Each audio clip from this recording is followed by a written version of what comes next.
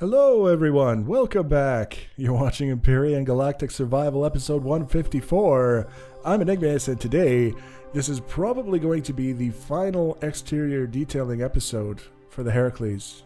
It's not to say that we're done all of the exterior details, but I don't think that we have enough that we would be able to make another episode out of them after this one, just to show them off, which is good news because there's not a whole lot left to do in the interior as well. So I decided, again, we're just going to take a tour of some of the things that I've done since the last episode. Things are getting a little bit blurry between episodes for me in terms of what I did last episode and what I've done since. So I may not cover every single detail, but I think I'll get all the important ones.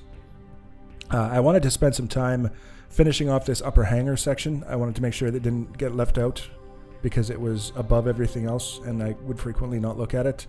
I put this central piece in here because we had that big gray opening, and spend a little bit more time in the detailing and the structure of it just to make it a little bit different from the stuff that we had been doing in other places. And in this case, very similar start, the same kinds of blocks, the same kinds of shapes that we were using, but then I built this sort of interior section where we've got like the slope going down, and then we've got a wall that's kind of 90 degrees. And then we've got this part here that's sort of overhanging. So you end up with this weird sort of shape going on. And because we've got different colors and different textures sort of contrasting, it sometimes when you look at it, you're just forced to wonder just what the hell is going on with all that stuff down there. And you take a closer look at it. It's not necessarily complicated, but it does kind of have that interesting factor.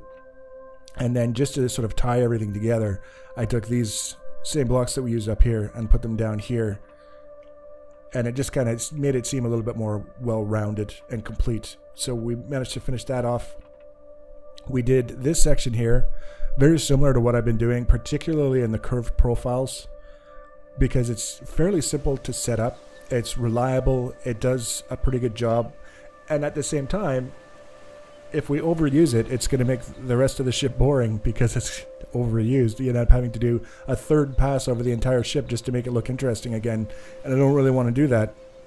But the one thing that I did do this time that was a little bit different is I used those little beam blocks again, those little wee narrow strips, painted green on one side and black on the other, in the ridges, just to add a little bit of extra detail and a little extra contrast, because some of the blocks that I used in this specific profile were a little bit tricky to get texture and paint on the way that you want it to because of the shape of the block and how certain things wrap around.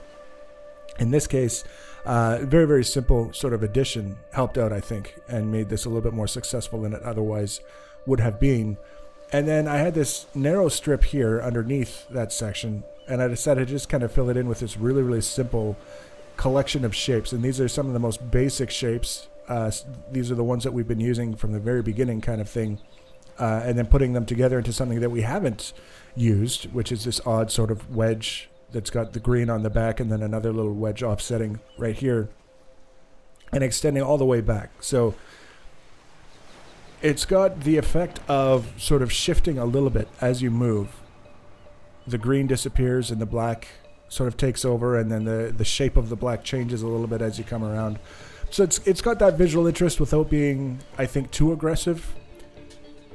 I don't know that this is necessarily anything that I would reuse in a future design, but if I were to use it, I wouldn't necessarily feel bad about doing it. It's one of those things, I guess you could say I'm sort of ambivalent about it, but just on the positive side of ambivalent, in that I don't feel bad about having used it. This area here is the area where I've spent probably the most time since the last episode, and not necessarily because it's one of the largest areas, but because I had a little bit of difficulty making the geometry work.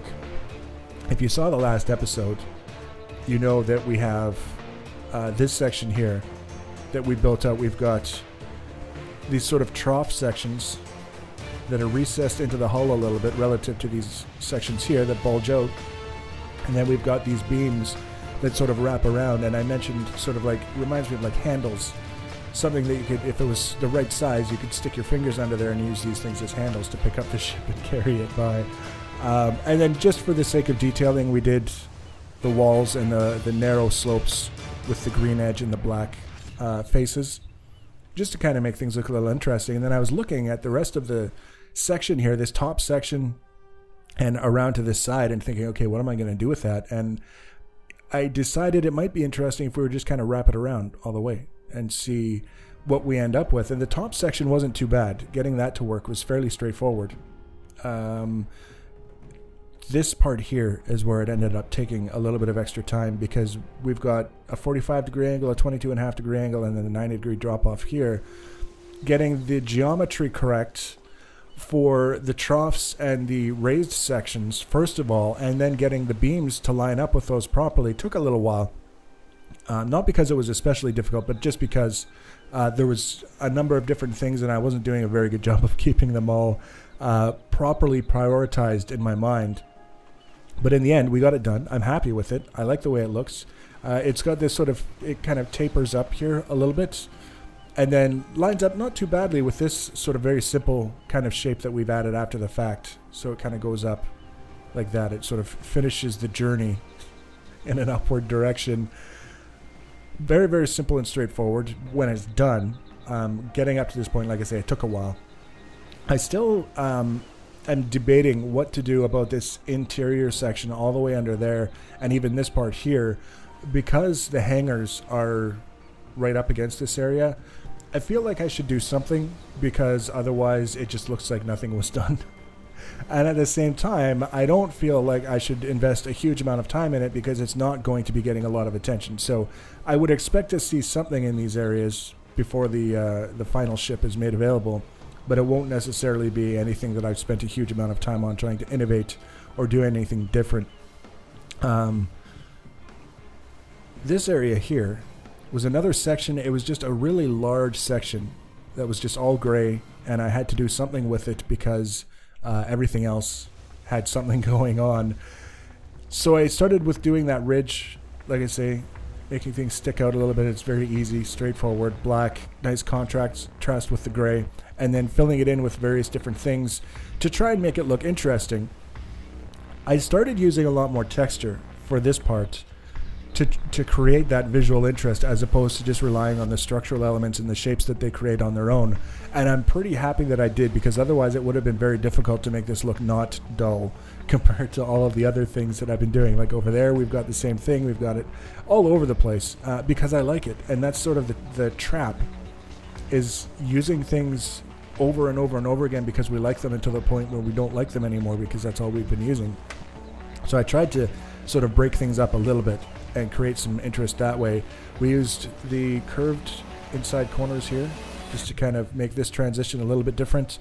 And then of course the cylinders, and in this case I painted them blue, as you can see. Just something that we haven't seen too much elsewhere on the ship, but at the same time I went for one of the darkest blues that were available because I didn't want it to stand out too much. I just kind of wanted something a little bit different. And then you may have already seen it on the way over. Down here we went a little more crazy. We got some of the little narrow cylinders and the big fat cylinders and textures, and we got blue and we got copper, and we've got the vents in behind, and we've got all kinds of stuff going on. This area in particular up here is just some of the curved blocks that have been in the game for a very long time. I don't use them often because there's a very limited selection of them, and they tend to not work well with all of the angles around them. But in this case, I found by using the blocks and then texturing them, and I wonder if I can quickly find the texture that I used on these guys. This one right here. That's the texture that I used, and when you apply it to these guys, this is what you end up with. Is this really sort of aggressive, and it works. It works really, really well when you look at it. It's definitely got that 3D sort of appearance to it, even though it's not. It's absolutely not three-dimensional. Before I forget, leave that there. The whole idea here is just a little bit different in this particular area relative to the others, so that we can be happy with it and not have to worry about saying that we just kept doing the same stuff over and over again. Moving back here, I can't really say that I've ever done anything like this, so we didn't have to worry about saying we were doing the same stuff over and over again. And because there's so much going on, I didn't really feel like it was too necessary to worry about adding a lot more detail, because it's already pretty detailed. So what I did do is go around to every flat surface, every 90-degree surface that I could add these walls and slopes to, and fill it in. And that's basically the whole thing that I did in this back end was going around and filling in those flat surfaces. And even up here, you can get these walls that are, they're a 90-degree wall, and that allowed me to transition this corner here and then put the 45-degree walls on either side, black and green paint, and all of a sudden we've got a little bit of extra detail that we haven't used before, and I'm quite happy with the way it turned out. But if you look at everything that we've done with the walls and the slopes and the two different colors of paint relative to this back end of the ship, it still needs a little bit more. We've still got large sections like this, pretty much this whole section in here, not counting that black section. But that's a pretty large section that we still have to fill in with something to make it look a little bit more interesting. It doesn't have to be a lot, I don't think. In this particular area, I don't think we have to worry about adding a lot, but we do have to add something. So there's going to be a little bit of extra time. I expect that it'll be mostly shooting texture, not necessarily structural texture. Structural texture is great, but trying to add it when you've got sort of like, this is the great example here, is the compound angles, angles upon angles upon curves upon angles, and trying to add something to that in a way that stands out and works can be a bit of a headache. So just take the easy way out and shoot the texture on and call it a day. And I can't see feeling like that would be a bad idea. I'm pretty confident that that's the only way forward to get this done ever, is by doing it with the textures that we shoot on with the gun. One thing I want to show you, this is sort of a little inside thing for those of you who have been following the series. We talked in the last episode about that woven pattern that we did on those hallways, for lack of a better word, between the main ship section and the hangars. And it ended up looking like, to me, sort of like a carbon fiber sort of effect. And since then, I started messing around with different combinations, different patterns, and seeing what we could come up with, and found this sort of really neat phenomenon, I guess we could call it, where as you move around it, because we've got the edges painted a contrasting color, it shifts. And it shifts in a way that if you didn't know what we had done here, you wouldn't necessarily know what was going on. You almost get the impression that these panels that we're looking at are sort of going in and out of the hull, when in actual fact they're not. They're staying exactly where they are at all times. But the colors and the way the colors shift around is just sort of mesmerizing. Sometimes I can't stop. This is one of those things. With that in mind, I started messing around. I needed a break from all the other stuff. These will be gone when the final blueprint is released, which is why I say a little something special for those of you following the series, is messing around with the different patterns that we can come up with. And this is very similar to the one that we were just looking at. And all it is the walls and the slopes sort of in alternating patterns. And as you go around, it just sort of shifts and does the different color sort of thing. I like that. And then over here, the purple and black, slightly different pattern again, but same thing. As you sort of wander around it, it shifts just because of the way everything sort of comes together. This purple and black is going to be probably the primary color set for not the next ship that we build, but the ship after. And we're going to be doing quite a lot with this sort of woven thing on the exterior of the hull, just because I think it'll be kind of a fun thing to do. So that's the little sneak peek for followers of the series. There's two other things we need to look at very quickly, because they're not that big and they're not that complicated. The front end, obviously, is one of those parts of the ship that needs some attention, and the reason why I haven't really done anything at all on the front end is because the first thing I have to do is get the guns in place. The placement of the guns will determine the size and the shape of the hole on the front end, and then once we've got that in place, there will be some structural work to add a little bit of extra protection for those guns, so that if you're not kind of looking at them dead on in a ship of your own trying to shoot at them, you'll have a hard time being able to hit them directly without having to first go through a certain amount of armor. And that's kind of the goal from the structural aspect. And then we'll do the cosmetic sort of detailing on this front end, just to kind of bring it up to speed with what the rest of the ship is doing.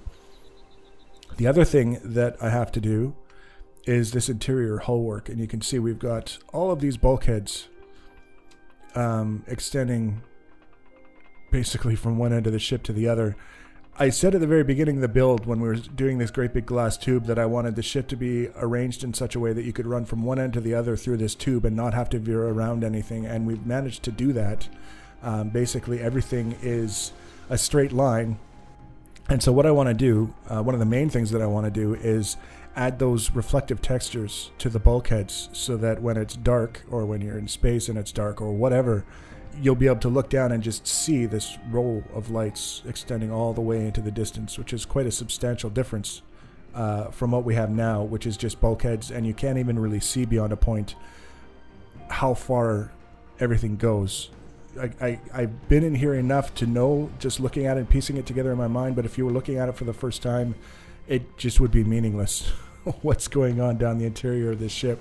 So there's that we want to keep in mind. The other thing is the placement of lights for the interior of the ship. I want to be very, very careful about that, because the performance issues that we're already having with the limited selection of lights that we've already brought on board, I don't want this to be the kind of ship that people import into the world enthusiastic about looking at it and frustrated like nobody's business, because they get 5 frames per second, and a lot of that is because we just went crazy and reckless with the lights and didn't really respect the cost that's attached to them. If this was a smaller ship that wasn't already causing significant performance drops, I wouldn't be too concerned about it, but it's something that I have to think about for the interior of the ship. And once we've got that taken care of, the reflective textures, the front of the ship, finish off the detailing in the back of the ship, and probably that little bit on the flank section that we were looking at between the hangar and the rest of the ship, it'll be done. So the next episode, whether it's the blueprint or the final walkthrough of the changes that we made since this episode, I will probably say it depends on how significant the changes are between now and then. We could go either way depending on what's going on. So if you want to be notified about the next video and future videos in the series and others, the easiest way to do that is to subscribe to my channel or follow me on social media. Links for social media are always in the information section below the video. Feel free to leave your comments and feedback. Thanks for watching, guys, and take care.